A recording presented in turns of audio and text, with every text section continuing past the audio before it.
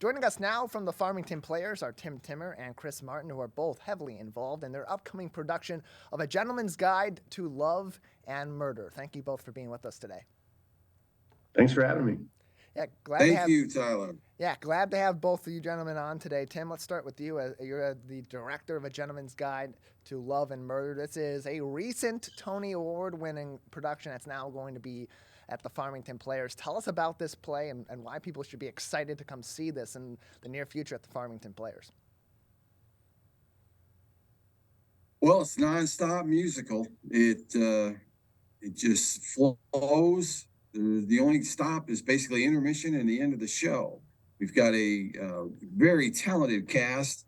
We have 14 on stage. We've got probably 18 people backstage, keeping them going.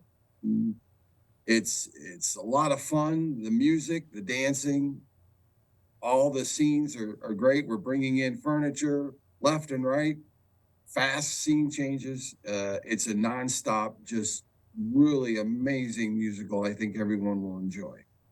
And then, Chris, you're also with us. Chris Martin is acting in this play. Tell us about your character and a little bit about your performance in this upcoming production. Well, it's more characters. I'm playing 9 members of this family called the Dicewith family, who all, I don't know how much you want me to give away, Tim, but the title. All right, you go ahead. Who all get bumped off in various comic ways. And then I'm playing everything from an old man to a dowager to a little Cockney janitor. And it's nuts. It's absolutely nuts. What I'm having to do in terms of just, completely different characters, completely different costumes. Like Tim said, everything's changing really fast. It's a workout. Yeah, and it's an exciting play, and it's a fairly recent play too. So it's got that kind of modern edge to it, even though it's set in the 20th century and in the early parts of the 20th century. You can learn more information about this upcoming production from the Farmington Players. That begins Friday, April 28th at 8 p.m. by visiting their website, farmingtonplayers.org, or calling them at 248-553-2955. That's their box office, 248-553-2955 for more information. And Tim, this is a play that's got a lot of intrigue because it's got drama to it. It's kind of got a little bit of mystery to it also. So what makes this really interesting, particularly for the stage, as it's going to be performed locally in a more intimate environment like the Farmington Players? Well, we built a stage on our stage, so to make it nonstop. And as Chris said, not trying to give too much away, but basically a young man who's down on his luck, he finds out that he's part of a rich heritage, and the only way to get to the top is maybe knock out some of the characters and all the families. So the stage on top of the stage was what they did in Broadway to allow the action and all the scene changes. So the transitions will be in front, downstage, and then the scene change will happen with furniture moving. It'll go to place. We're also using projections, and the projections are our backdrops. We're using up to 18 different projections. There's probably about 25, 26 different scenes. But again, it's nonstop, and it's a lot of fun. The mystery is who's next, or how is this young man going to be able to take care of what he needs to do, which is get to the top. And so it's a lot of fun. The audience is going to love it. I guarantee the audience is going to have a great time with this. Tim Timmer is the director of A Gentleman's Guide to Love and Murder, coming up at the end of the month of April at the Farmington Players. Also joining us today is Chris Martin, one of the actors in this production from the Farmington Players. And as you mentioned, Chris, you're playing a multitude of different characters in this play. It is a complicated story, and especially in a more intimate environment with the resources of the Farmington Players versus its origins on Broadway. So for you as an actor, does that present challenges? And if so, how are those interesting to you as someone that loves to be on the stage and is going to put on such a great production like this? Well, I've done everything I'm doing in this play, I've done. Like, I've sung in plays, I've acted, I've done, a little bit of choreography, but it's having to do all of this at once. This is the first time for me, so it's a very unique challenge, and it's mind boggling everything that has to go on. But the thing is, it's not. There's a really great support staff with this show. Everybody who's involved, from the directors to the costume people, everything. They've been doing this for years. They know what they're doing. It's like, so all I have to really worry about is what I'm doing, my acting and everything like that, and everyone else is taking care of everything. And the way that this has come together, we've kind of done it in bits. We start out with a read through, and then okay, now we're doing the singing, and okay, now we're doing the dancing. Now we're putting the dancing and the singing together. Now we're doing this. So it's kind of like uh it's not like having to drink from the fire hose. We've worked our way up to it, but it's definitely light years beyond anything I've ever had to do before. But it's great. I mean, if I think about it too much, I'll run off screaming into the night. So I try not to. And so, Tim, to go back to you as a director of this play, given that it's got fairly recent notoriety, it was a Tony Award winner in 2014, and now it's going into obviously a much smaller environment than it would be on a Broadway stage. How does that present challenges for you as a director, and what have you done, has your crew done then to overcome that and present this in that more intimate environment in a way that's still going to be really interesting for local viewers? Well, it's all about logistics, all the different furniture involved. Uh, it's hard to explain everything we have, from a swing to a door system. We're flying in a two-door system that when the curtain goes up, you'll notice there's two doors, and then all of a sudden it's gone. We have people backstage moving all the time. As Chris mentioned, he's changing characters. So there's one scene where he changes characters 5 times, and it's nonstop. And some of these scene changes are 20, 30 seconds long. So we have someone right there with him, constantly just making sure he goes off stage, he puts another costume on, but he comes running back. So the support system has to be on their toes.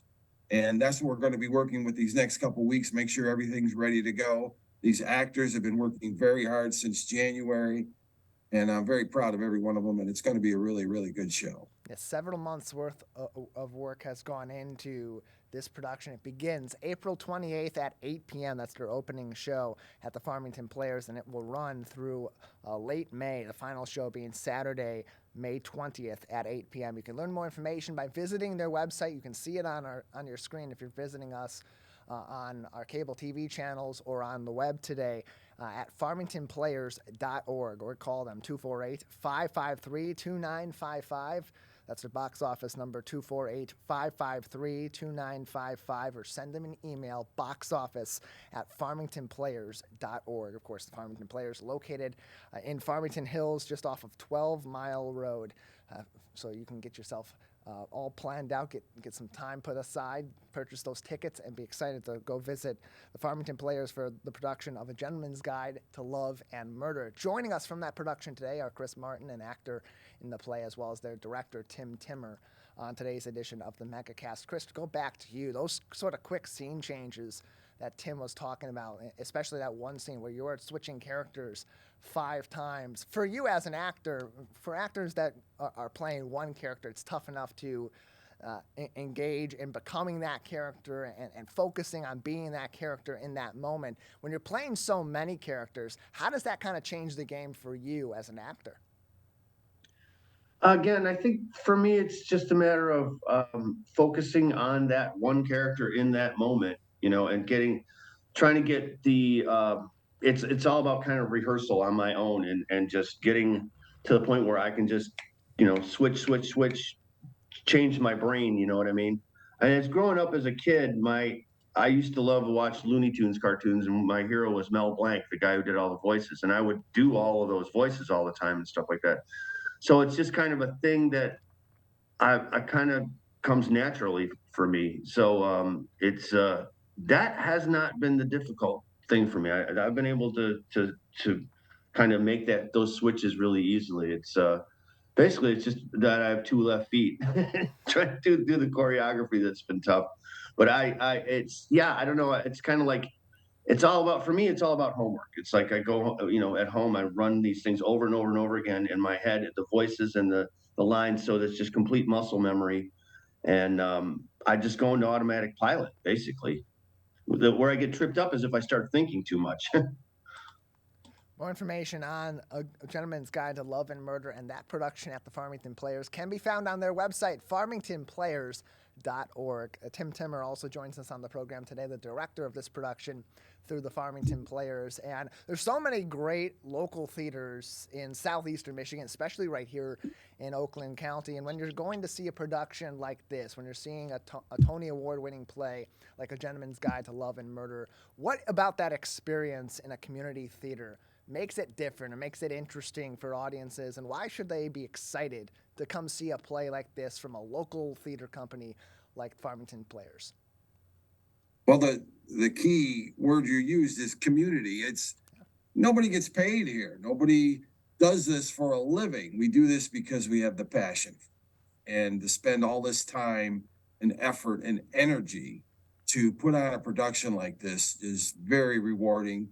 We have a wonderful cast that puts on the final product. But again, there's 40 people, 50 people in the membership that are doing everything they can to get these actors ready to go and on stage and just to be proud. So it's all about presenting it in our community and bringing the Broadway version as best as we can to this small venue. It's a wonderful building, the barn, and I wouldn't really want to do a show anywhere else. We've got a lot of top-notch technical, from LED lighting and all the rigging, and we bring it right here to the local area. So it's a lot of fun. And then, Chris, let's bring that over to you also. Speak about that angle from your side as an actor to be able to participate in a play like this in a local community like Farmington and Farmington Hills, and be able to continue to hone your craft and engage in something that you're passionate about in an intimate environment like the Farmington Players. Well, I've only been doing theater for about 5 years, and I have just fallen completely in love with it. I would rather see a local. There's something about the live aspect of theater, for one thing, that's so immediate. It's so there's just moments that happen that you can't get watching a movie or TV or something like that. And I love, like Tim said, just you're watching these people who are just normal people, like just people who would have normal jobs and do their thing, and then they just because they love this so much, they do this. They put this show on. They put and they just it's you can't help but be drawn into that, and it's just infectious, and it's yeah, it's the I think it's the passion of it. I think it's just the hey gang, let's go in the barn and put on a show kind of thing. I love that. It's there's nothing else like it for me. I'm completely like my first show I ever did was like Shakespeare in the Park kind of thing. And I had 4 lines and I was just hooked. And it's been just uh, just a joy. It's a joy to do. And I think when you go to a good show, the joy comes across, the joy of the people that are doing it and everything in a way that you don't get from other mediums. So that's kind of my cornball way of looking at it. You can always find more information and ways you can participate in the Farmington Players by visiting the website at farmingtonplayers.org. The season finale for 2022 and 2023 is A Gentleman's Guide to Love and Murder. It begins on April 28th at 8 p.m. at the Farmington Players. You can purchase tickets now and find more information by visiting farmingtonplayers.org or calling their box office 248-553-2955.